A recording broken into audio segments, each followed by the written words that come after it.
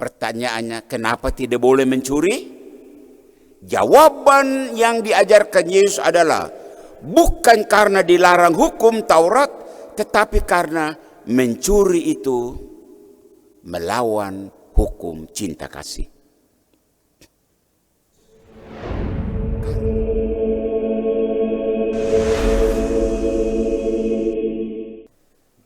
Bapak-bapak, ibu-ibu, saudara-saudari, para suster dan anak-anak yang Tuhan kasihi. Pernah ada berita yang cukup membuat massa rakyat kecewa, bahkan ada yang marah. Berita itu disiarkan lewat televisi, juga lewat surat kabar. Mungkin kamu masih kecil-kecil, anak-anak, jadi kamu tidak mengikuti berita ini. Ini pastor mau cerita. Ada seorang nenek yang pulang dari kebun, dia lapar. Dan karena dia lapar, dia ambil semangka yang ada di kebun yang dia lewati itu. Satu semangka dia makan untuk menahan laparnya. Pemilik kebun semangka tahu, lapor ke polisi. Apa yang terjadi? Polisi panggil ibu itu, dilapor, masuk sidang, bayangkan.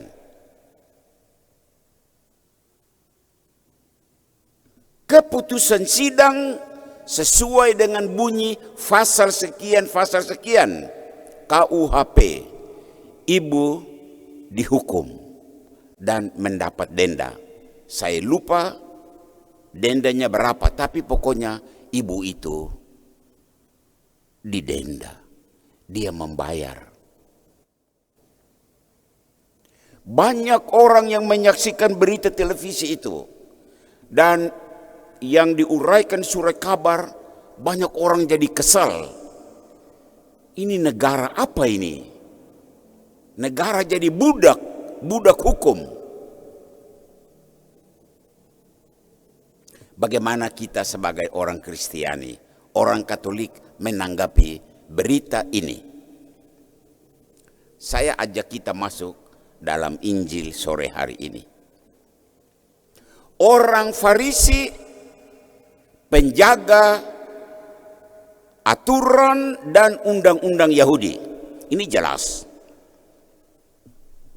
Mereka semacam polisi agama. Nah, ada aturan. Hari Sabat orang tidak boleh beraktivitas, tidak boleh kerja, bahkan melangkah tidak boleh lebih dari sekian ratus langkah. Itu aturan.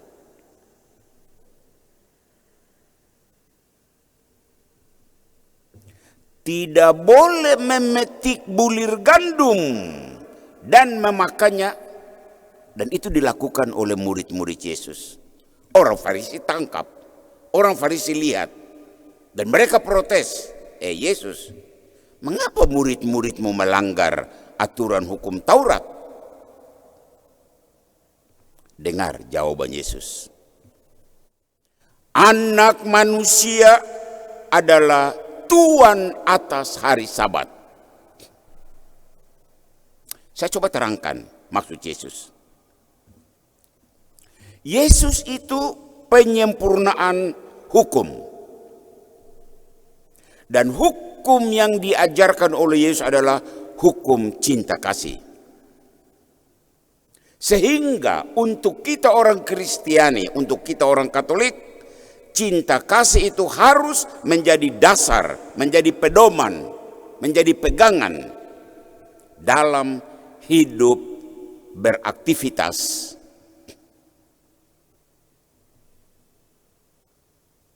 Mari kita lihat hukum Taurat, hukum lama. Hukum lama berbunyi begini, jangan mencuri. Pertanyaannya, mengapa tidak mencuri? Jawabannya, ya karena dilarang undang-undang, dilarang aturan. Itu hukum lama. Jangan membunuh. Mengapa?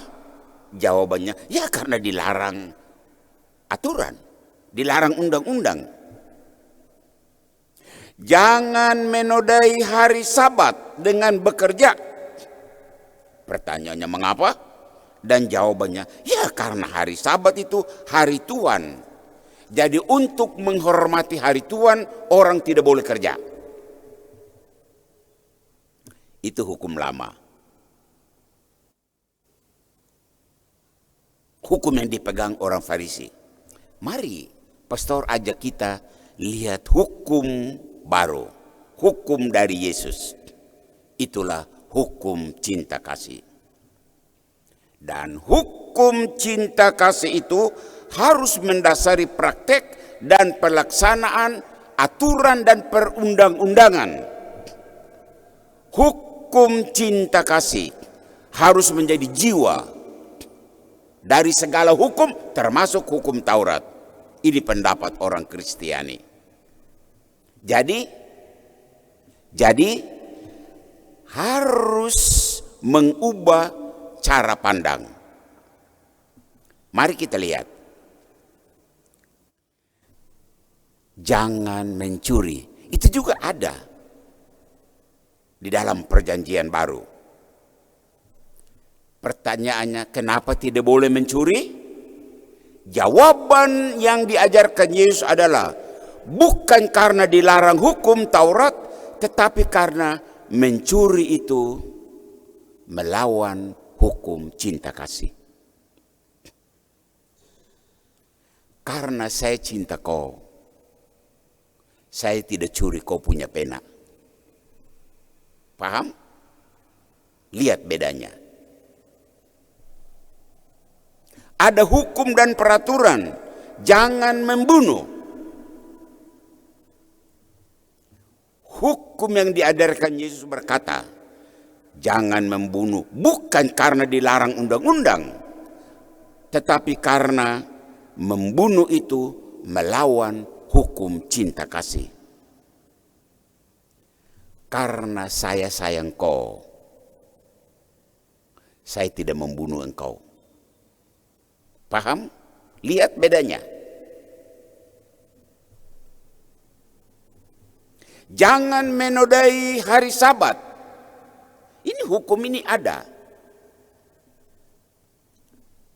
Hukum yang diajarkan Yesus katakan, jangan menodai hari Sabat itu bukan karena dilarang agama, tetapi menodai hari Sabat itu melawan hukum kasih kepada Allah. Karena saya cinta kepada Allah, maka saya menghargai hukum Sabat. Begitu dan seterusnya dan seterusnya. Anda boleh mengaplikasikan pemahaman ini untuk semua aturan, untuk semua undang-undang. Kita berpegang pada prinsip ini. Hukum dan undang-undang harus berwarna cinta kasih. Maka kita kembali ke case yang pertama. Ibu itu dia ambil semangka. Kalau dia tidak ambil semangka, dia mati lapar.